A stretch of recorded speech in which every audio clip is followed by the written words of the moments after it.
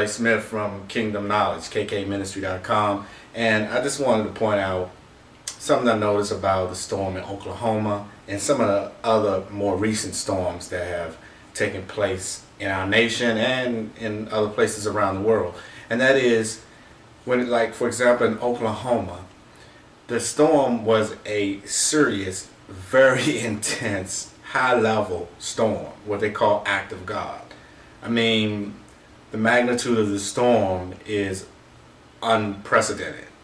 I mean, I think, and I'll get into some more details about the storm in an article that I came across, but I think you'll find that this storm is only, the wind capacity of this storm is only second to one other storm.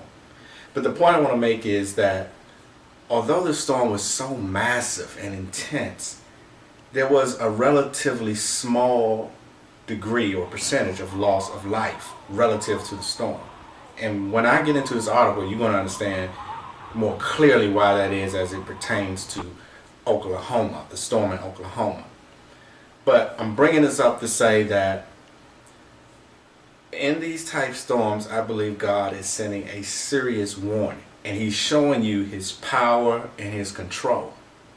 He's sending these devastating, huge storms, but there's only a small degree or percentage of loss of life and injury, even for that matter.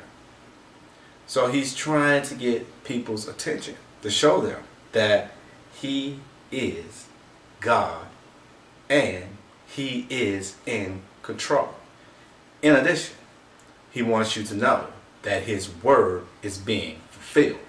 He said in His word that the birth pains will become more intense, and you're going to see in this article, and it's going to refer to some data from previous storms, that these storms are without a doubt getting bigger and more powerful.